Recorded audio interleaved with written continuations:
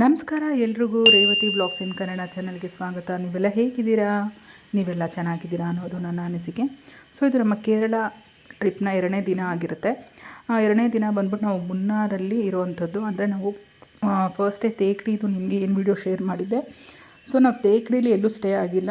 ತೇಕ್ಡಿದು views ಎಲ್ಲ ಮುಗಿಸ್ಕೊಂಡು ನಾವು ನೇರ ಮುನ್ನಾರಲ್ಲಿ ನೈಟ್ ಸ್ಟೇ ಆಗಿದ್ದು. ಸೊ ನಾವು ಸ್ಟೇ ಆಗಿರುವಂತಹ ರೂಮ್ನ ವ್ಯೂ ತೋರಿಸ್ತಾ ಇದ್ದೀನಿ. ರೂಮಿಂದ ಹೇಗೆ ಕಾಣಿಸ್ತಾ ಇದೆ ಹೊರಗಿಂದ ವ್ಯೂ ಅನ್ನೋದು ನೋಡಿ, ಎಷ್ಟು ಚೆನ್ನಾಗಿದೆ ನೋಡಿ. ಸೊ ಆಲ್ಮೋಸ್ಟ್ ನೀವು ಮುನ್ನಾರ್ ಆಗಿರ್ಬೋದು, ತೇಕ್ಡಿ ಆಗಿರ್ಬೋದು, ನಿಮಗೆಲ್ಲ ಕಡೆ ರೂಮಿಂದನೇ ವ್ಯೂ ನೋಡೋವಂಥ ಫೆಸಿಲಿಟೀಸ್ ಆಲ್ಮೋಸ್ಟ್ ಎಲ್ಲ ಹೋಟೆಲ್ಲು, ಹೋಮ್ ಸ್ಟೇ ಪ್ರತಿಯೊಂದರಲ್ಲೂ ಇದ್ದೇ ಇರುತ್ತೆ. ಯಾಕಂದರೆ ಆಲ್ಮೋಸ್ಟ್ ಎಲ್ಲ ಕೇರಳ, ಮುನ್ನಾರ್, ತೇಕ್ಡಿ ಅಂತೆಲ್ಲ ಜನ ಬಂದಾಗ ಎಲ್ಲರೂ ಬರೋದೇ ವ್ಯೂ ನೋಡೋಕ್ಕೋಸ್ಕರ. ಸೊ ಆಲ್ಮೋಸ್ಟ್ ನಿಮಗೆಲ್ಲ ರೂಮ್ಸಲ್ಲೂ ವ್ಯೂ ಸಿಕ್ಕೇ ಸಿಗುತ್ತೆ. ಸೊ ಇದು ನಮ್ಮ ರೂಮಿಂದ ನಮಗೆ ಕಾಣ್ತಿರೋಂಥ ವ್ಯೂನ ನಿಮ್ಮ ಜೊತೆ ಶೇರ್ ಮಾಡ್ತಾಯಿದ್ದೀನಿ.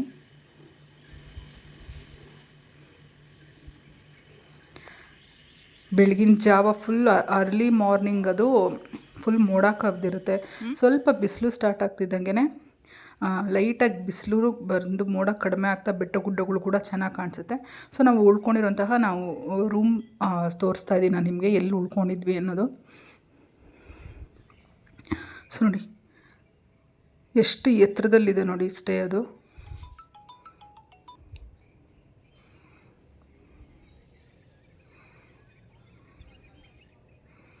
ಸೊ ನಾವು ಉಳ್ಕೊಂಡಿರೋಂತಹ ಜಾಗದ ಸುತ್ತಮುತ್ತ ನಾನು ನಿಮಗೆ ತೋರಿಸ್ತಾ ಇರೋವಂಥದ್ದು.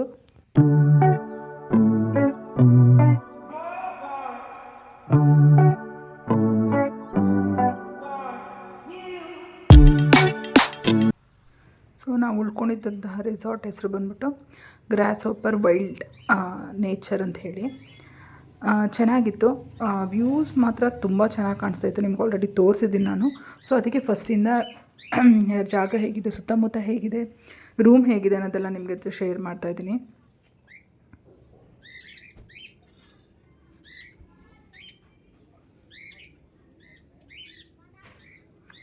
ಬಟ್ ನೀವು ಕೇರಳ ಅಂತ ಬಂದಾಗ ಅದು ಈ ಥರ ಪ್ಲೇಸ್, ಮುನ್ನಾರ್, ತೇಕ್ಡಿ ಆ ಥರ ಎಲ್ಲ ಬಂದಾಗ ನಿಮಗೆ ಎಲ್ಲ ಕಡೆ ಈ ಥರ ಬೆಟ್ಟ ಗುಡ್ಡಗಳು ಕಾಣಿಸುತ್ತೆ. ಪ್ರತಿಯೊಂದು ಒಂಥರ ಡಿಫ್ರೆಂಟ್ ಶೇಪಲ್ಲಿ, ಒಂಥರ ಬೇರೆ ಬೇರೆ ರೀತಿಯಾಗಿ ತುಂಬ ಅದ್ಭುತವಾಗಿ ಕಾಣಿಸ್ತಾ ಇರುತ್ತೆ. ನಾನು ನಿಮಗೆ ಫಸ್ಟ್ ವಿಡಿಯೋದಲ್ಲೇ ಹೇಳೋ ಥರ ನಾವು ಪ್ರಕೃತಿನ ಎಷ್ಟು ವರ್ಣಿಸಿದ್ರೂ ಕಡಿಮೆನೇ. ಸೊ ಇವಾಗ ಬನ್ನಿ ಹೋಗೋಣ. ಸೊ ಇಲ್ಲಿ ಮೇಲೆ ಸ್ಟೆಪ್ಸ್ ಹತ್ಕೊಂಡು ಹೋಗ್ತಿದ್ದಂಗೆ ಅಲ್ಲಿ ಡೈನಿಂಗ್ ಹಾಲ್ ಥರ, ಅಂದರೆ ಊಟ ಮಾಡೋರು ಕೂಡ ಮಾಡ್ಬೋದು. ಇಲ್ಲಿ ನಿಮಗೆ ಊಟ ಅವರೇ ಮಾಡಿ ಕೊಡಲ್ಲ, ಹೊರಗಡೆಯಿಂದ ತರಿಸಿ ಕೊಡ್ತಾರೆ. ನಾವು ಫಸ್ಟೇ ಹೇಳಿಟ್ಟಿರಬೇಕು. ಸೊ ನಮ್ಮದು ಬೆಳಗಿನ ಬ್ರೇಕ್ಫಾಸ್ಟ್ ಬಂದ್ಬಿಟ್ಟು ಪುಟ್ಟು ಅಂತ ಗೊತ್ತು ನಿಮಗೆ, ಕೇರಳ ಟ್ರೆಡಿಷ್ನಲ್ ಫುಡ್ ಕೂಡ ಹೌದದು. ಸೊ ಅದನ್ನು ತರಿಸ್ಕೊಟ್ಟಿದ್ರು ನೋಡಿ. ಆ್ಯಕ್ಚುಲಿ 2 ರೂಮು ಮಾಡ್ಕೊಂಡಿರುವಂಥದ್ದು ನಾವು ಒಟ್ಟು 7 ಜನ ಹೋಗಿದ್ವಿ, 2 ಮಕ್ಕಳನ್ನೂ ಸೇರಿ. ರೂಮು ಕೂಡ ಸ್ಪೇಷಿಯಸ್ ಆಗಿ ಚೆನ್ನಾಗಿತ್ತು, ನೀಟಾಗಿತ್ತು ನೋಡಿ. ಇದು ಇಲ್ಲಿಂದ ಬಂದರೆ ವ್ಯೂ ಕಾಣಿಸುತ್ತೆ ನಿಮಗೆ ರೂಮಿಂದ ಆಚೆ ಬಾಲ್ಕನಿಲಿ. ನಿಮ್ಗಾಗಲೇ ತೋರಿಸಿದ್ನಲ್ಲ ಸೇಮ್ ವ್ಯೂ ನೋಡಿ. ಹೋಗ್ತಾ ಹೋಗ್ತಾ ಮೋಡ ಮಿಸ್ಟ್ ಅದು ಕಡಿಮೆ ಆಗ್ತಾ ನಿಮಗೆ ಬೆಟ್ಟ ಗುಡ್ಡಗಳೆಲ್ಲ ನೀಟಾಗಿ ಕಾಣಿಸುತ್ತೆ. ಸೊ ನಾವು ಅಲ್ಲಿ ನಮ್ಮ ರೂಮಿಂದನೇ ನಾವು ಜೀಪ್ ಬುಕ್ ಮಾಡ್ಕೊಂಡು ಹೋದ್ವಿ.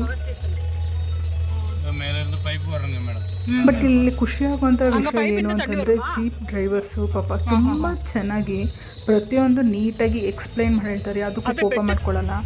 ಪದೇ ನಾವೇನೇ ಕೇಳಿದ್ರು ಕೆಲವರೆಲ್ಲ ಒಂಥರ ಸಿಟ್ಟು ಮಾಡೋದೆಲ್ಲ ಮಾಡ್ತಾರೆ. ಬಟ್ ಇವ್ರು ಹಾಗಲ್ಲ. ಭಾಷೆ ಬಂದಿಲ್ಲ ಅಂತಂದರೂ ಅವರು ಅವ್ರ ಕೈಲಿ ಎಷ್ಟು ಸಾಧ್ಯನೋ ಅಷ್ಟು ನೀಟಾಗಿ ಎಕ್ಸ್ಪ್ಲೈನ್ ಮಾಡಿ ಹೇಳ್ತಾರೆ. ಸೊ ನಾವು ಅದಕ್ಕೆ ಇವಾಗ ನಾವೇ ಟ್ರಾವೆಲಿಂದ ಬುಕ್ ಮಾಡ್ಕೊಂಡು ಹೋದರೂ ಕೆಲವೊಂದು ಕಡೆ ಅವರು ಗಾಡಿ ತೊಗೊಂಬರೋಕ್ಕಾಗಲ್ಲ ಅನ್ನೋ ಕಾರಣಕ್ಕೆ ನಾವು ಕೆಲವೊಂದು ಕಡೆ ಜೀಪ್ ಬುಕ್ ಮಾಡ್ಕೊಂಡೇ ಹೋಗಬೇಕಾಗುತ್ತೆ. ಸೊ ನಾನು ನೆಕ್ಸ್ಟ್ ವಿಡಿಯೋದಲ್ಲಿ ಜೀಪ್ಗೆ ಮತ್ತು ನಮ್ಮದು ಟ್ರಾವೆಲ್ದೆಲ್ಲ ಎಷ್ಟಾಯಿತು ಏನು ಅನ್ನೋದು ನಿಮಗೆ ನಾನು ಎಕ್ಸ್ಪ್ಲೈನ್ ಮಾಡ್ತೀನಿ.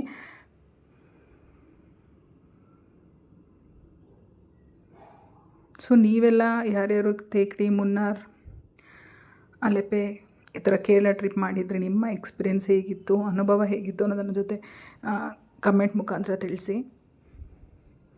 ಬಟ್ ನಿಜವಾಗ್ಲೂ ನೋಡಲೇಬೇಕಾದಂಥ ಪ್ಲೇಸ್ ಅಂತ ಮಾತ್ರ ಹೇಳಬಲ್ಲೆ ನಾನು.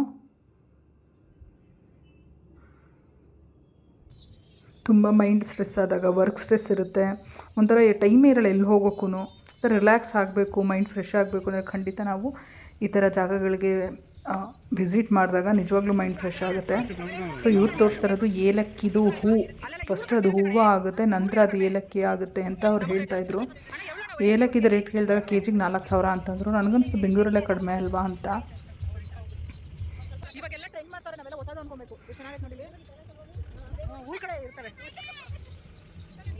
ಎಲ್ಲ ಕಡೆ ಈ ಥರ ಸಣ್ಣ ಪುಟ್ಟ ನದಿ ನೀರು ಹರಿತಾ ಇರೋದು ಕಂಡೇ ಕಾಣಿಸುತ್ತೆ.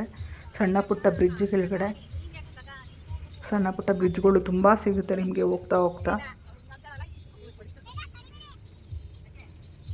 ಎಲ್ಲಿ ನೋಡಿದ್ರು ಹಸಿರು ತುಂಬ ಚೆನ್ನಾಗಿರುತ್ತೆ. ಸೊ ಫಸ್ಟು ನಮಗೆ ಜೀಪವರು ಈ ಫಾಲ್ಸ್ಗೆ ಕರ್ಕೊಂಬಂದಿದ್ದಾರೆ. ಈ ಫಾಲ್ಸ್ ಹೆಸರು ಬಂದ್ಬಿಟ್ಟು ಚುನಾಯನ್ ಮಕ್ಕಳ್ ಅಂಥೇಳಿ. ನಿಮಗೆ ಬೇಕು ಅಂತಂದರೆ ನಾನು ಕೆಳಗಡೆ ಡಿಸ್ಕ್ರಿಪ್ಷನ್ ಕೂಡ ಮೆನ್ಷನ್ ಮಾಡಿರ್ತೀನಿ ಹೆಸರುಗಳು ಯಾವುದ್ಯಾವುದು ಅಂತ. ಯಾಕಂದರೆ ಒಂದ್ಸರಿ ನಮಗೆ ಅದು ಪ್ರೊನೌನ್ಸಿಯೇಷನ್ನು ಕೂಡ ಕಷ್ಟ ಆಗುತ್ತೆ ಮಲಯಾಳಂ ಆಗಿರೋದ್ರಿಂದ.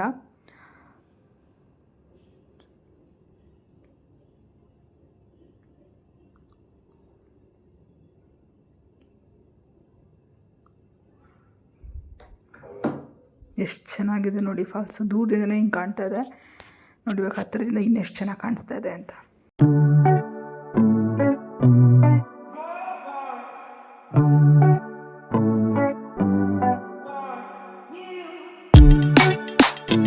ಚೆನ್ನಾಗಿದೆ ಅಲ್ವಾ? ಬಟ್ ನಾನು ಇದನ್ನು ಸ್ಟೇಟಸ್ ಹಾಕಿದಾಗ ಪ್ರತಿಯೊಬ್ಬರು ಕೇಳಿದರು ಎಲ್ಲಿ ಪ್ಲೇಸು ಅಂಥೇಳಿ. ತುಂಬ ಜನ ಕೇಳಿದ್ದಾರೆ. ಕೆಲವೊಂದು ನಾವು ವಿಡಿಯೋ ನೋಡೋಕ್ಕಿಂತ ಡೈರೆಕ್ಟಾಗಿ ಆ ಜಾಗಕ್ಕೆ ಹೋದಾಗಲೇ ನಮಗೆ ಆ ಅನುಭವ ಏನು ಅಂತ ಗೊತ್ತಾಗೋದು, ಆ ಖುಷಿ ಸಂತೋಷ ಗೊತ್ತಾಗೋದು.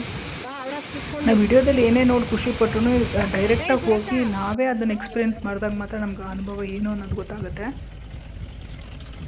ಸೊ ಅಲ್ಲಿಂದ ನಾವು ಫಾಲ್ಸ್ ಮುಗಿಸ್ಕೊಂಡು ಮೇನ್ ನಮಗೆ ಏನು ಜಾಗ ತೋರಿಸ್ಬೇಕು ಅದನ್ನು ಪ್ರತಿಯೊಂದು ಇವ್ರು ಜೀಪವರೇ ತೋರಿಸ್ತಾರೆ. ಯಾಕಂದರೆ ಅವ್ರಿಗೆ ಅದೇ ಕೆಲಸ ಆಗಿರುತ್ತಲ್ಲ. ಸೊ ಯಾವ ಪ್ಲೇಸ್ ಇಂಪಾರ್ಟೆಂಟ್ ಇರುತ್ತೋ ಅದನ್ನು ನಮಗೆ ತೋರಿಸ್ತಾರೆ.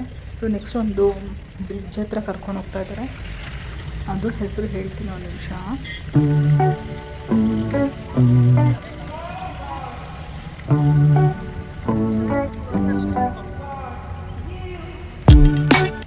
ನಾನು ಇದನ್ನು ಜೀಪಲ್ಲಿ ಹೋಗ್ತಾ ಇರೋದು ಕೂಡ ಯಾಕೆ ವಿಡಿಯೋ ಮಾಡ್ತಾಯಿದ್ದೀನಿ ಅಂದರೆ ಹೋಗೋ ದಾರಿ ಹೇಗಿರುತ್ತೆ ಅನ್ನೋದು ನಿಮಗೆ ಗೊತ್ತಾಗಲಿ ಅಂತ. ಯಾಕಂದರೆ ನಾವು ಫಸ್ಟು ತೇಕ್ಲೀಲಿ ಹೋಗೋಷ್ಟು ಏನು ನಮಗೆ ಚಾಲೆಂಜಿಂಗ್ ಆಗಿರಲಿಲ್ಲ. ಇದು ಸ್ವಲ್ಪ ದಟ್ಟಮಟ್ಟಿಗೆ ಆರಾಮಾಗಿತ್ತು. ಅದರಷ್ಟು ನಮಗೆ ಏನು ಹೇಳ್ತಾರೆ ಅಡ್ವೆಂಚರಸ್ ಆಗಿ ಒಂಥರ ಆ ಥರ ಅಷ್ಟು ಹಾರಿಬಲ್ ಅನಿಸ್ಲಿಲ್ಲ ನಮಗೆ. ಬಟ್ ಇಲ್ಲಿ ಸ್ವಲ್ಪ ಆರಾಮಾಗೇ ಇತ್ತು. ಬಟ್ ಅವರು ಆ ಕರ್ವಲ್ಲಿ ಬರುವಾಗ ಒಂದ್ಸಲಿ ಇನ್ನೊಂದು ಜೀಪು ಬರುವಾಗ ಅವ್ರದ್ದೆಷ್ಟು ಚೆನ್ನಾಗಿ ಬ್ಯಾಲೆನ್ಸ್ ಮಾಡಿ ಆ ಪುಟ್ಟ ಜಾಗದಲ್ಲೂ ಇನ್ನೊಂದು ಜೀಪ್ ಹೋಗೋಕೆ ಕೂಡ ದಾರಿ ಮಾಡಿ ಕೊಡ್ತಾರೆ. ಒಂಥರ ಅವ್ರಿಗೆ ಅದು ಅಭ್ಯಾಸನೇ ಆಗಿದ್ರು ಅದಂತೂ ನಮಗೊಂಥರ ಹೊಸ ಥರ ಚಾಲೆಂಜ್ ಅನಿಸುತ್ತೆ ನೋಡಿ. ಇದು ಪೊನ್ನಮುಡಿ ಹ್ಯಾಂಗಿಂಗ್ ಬ್ರಿಡ್ಜ್ ಅಂತ, ಹ್ಯಾಂಗಿಂಗ್ ಬ್ರಿಡ್ಜ್ ಇದು.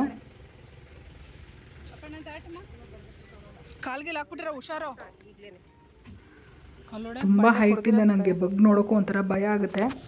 ಸೊ ಎಷ್ಟಾಗುತ್ತೋ ಅಷ್ಟು ವೀಡಿಯೋ ಮಾಡ್ಕೊಂಡಿದ್ದೀನಿ ನೋಡಿ. ಅದು ಆ್ಯಕ್ಚುಲಿ ಕಲ್ಲೆಲ್ಲ ಕೊರೆದಿರೋದು, ನೀರಿಂದ ಆಗಿರೋಂತಹದ್ದು ಕಲ್ಲು ಕೊರೆದಿರೋದು. ಅದು ಒಂದು ಎಷ್ಟು ಚೆನ್ನಾಗಿ ಕಾಣಿಸ್ತಾ ಇದೆ ನೋಡಿ. ಅದು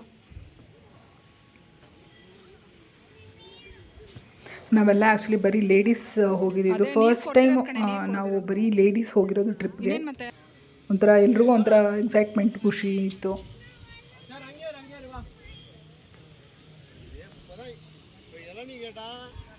ನೋಡಿ. ಪ್ರತಿಯೊಂದು ಕಲ್ಲುಗಳು ಹೇಗೆ ಒಂದೊಂದು ಶೇಪ್ ಒಂದೊಂದು ರೀತಿ ಕಾಣಿಸ್ತಾ ಇದೆ. ಎಲ್ಲ ಒಂಥರ ನೀರು ಡೈಲಿ ಅದು ಹರಿತಾ ಇರೋದ್ರಿಂದ ಎಷ್ಟು ಚೆನ್ನಾಗಿ ಕೊರೆದಿದೆ ಅದು. ಸೊ ನೆಕ್ಸ್ಟ್ ಇವಾಗ ನಾವು ಪೊನ್ಮುಡಿ ಬೋಟಿಂಗ್ ಹೋಗ್ತಾಯಿದ್ದೀವಿ. ನಿಜ ಹೇಳ್ತೀನಿ, ಬೋಟಿಂಗ್ ಎಕ್ಸ್ಪೀರಿಯೆನ್ಸ್ ಅಂತೂ ಅಲ್ಟಿಮೇಟ್ ಆಗಿತ್ತು, ಸಖತ್ತಾಗಿತ್ತು. ನನಗೆ ಅದನ್ನು ಹೇಳೋಕ್ಕೂ ಆಗ್ತಾಯಿಲ್ಲ, ಅಷ್ಟು ಚೆನ್ನಾಗಿತ್ತು. ಈ ಫಾರಿನಲ್ಲಿ ನಾವು ಒಂಥರ ಲೊಕೇಶನ್ಗಳು ತೋರಿಸ್ತಾರೆ ನೋಡಿ, ಸೇಮ್ ಫೀಲಿಂಗ್ ನನಗಾಗಿದ್ದು. ಅಷ್ಟು ಚೆನ್ನಾಗಿದೆ ಪ್ಲೇಸ್ ಮಾತ್ರ. ಅದನ್ನು ಈಗಲೂ ನೆನೆಸ್ಕೊಂಡ್ರೆ ನನಗೆ ತುಂಬ ಖುಷಿಯಾಗುವಂಥ ವಿಷಯ ಅದು. ಸೊ ನಿಮ್ಮ ಹತ್ರ ಅದನ್ನು ಶೇರ್ ಮಾಡ್ತೀನಿ ನೋಡಿ. ಎಷ್ಟು ಚೆನ್ನಾಗಿತ್ತು ಗೊತ್ತಾ ಬೋಟಿಂಗ್ ಮಾತ್ರ. ಪ್ಲೇಸ್ ಅಂತೂ ಅಷ್ಟು ತುಂಬ ಚೆನ್ನಾಗಿದೆ ಅದು. ನನಗೆ ಅದನ್ನು ಯಾವ ರೀತಿ ಎಕ್ಸ್ಪ್ರೆಸ್ ಮಾಡಿ ಹೇಳಬೇಕು ಅನ್ನೋದು ಗೊತ್ತಾಗ್ತಾಯಿಲ್ಲ. ಮಾತ್ರ ಸಖತ್ತಾಗಿದೆ ಪ್ಲೇಸ್. ಮೈಂಡ್ ಬ್ಲೋಯಿಂಗ್ ಅಂತಾರಲ್ಲ ಆ ಥರ, ಅಷ್ಟು ಅದ್ಭುತವಾಗಿದೆ ಪ್ಲೇಸ್ ಮಾತ್ರ.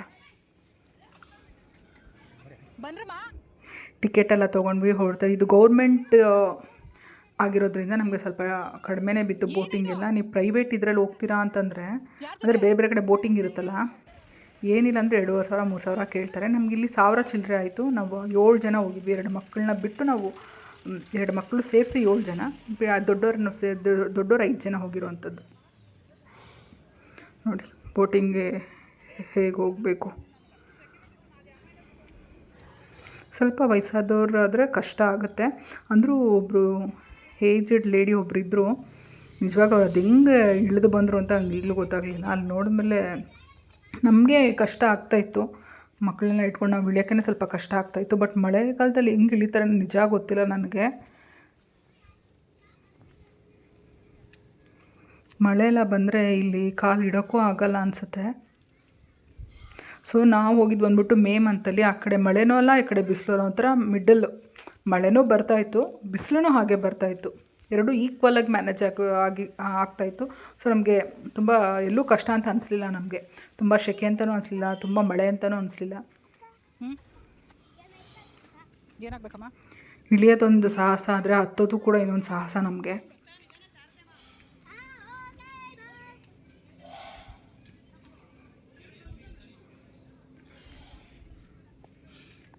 ನೋಡಿ ಪ್ಲೇಸ್ ನೋಡಿ,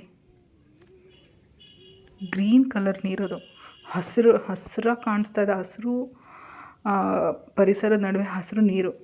ಅದು ನೀರೇ ಆ ಕಲರ್ ಇದೆಯೋ ಏನೋ ಅದು ಗೊತ್ತಿಲ್ಲ. ಬಟ್ ನೋಡಿ ಕಲರ್ ನೋಡಿ ಎಷ್ಟು ಚೆನ್ನಾಗಿ ಕಾಣಿಸ್ತಾ ಇದೆ, ನೀರಿನ ಬಣ್ಣ ನೋಡಿ.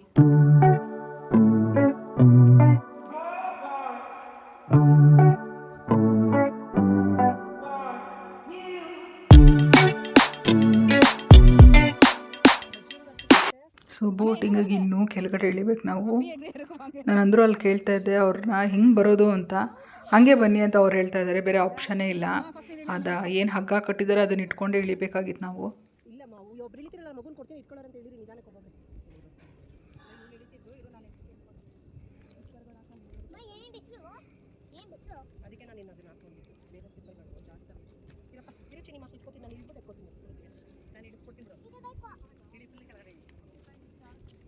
ಇಲ್ಲಿ ಇವಾಗ ಹುಷಾರ್ಕೊಂಡ್ರೆ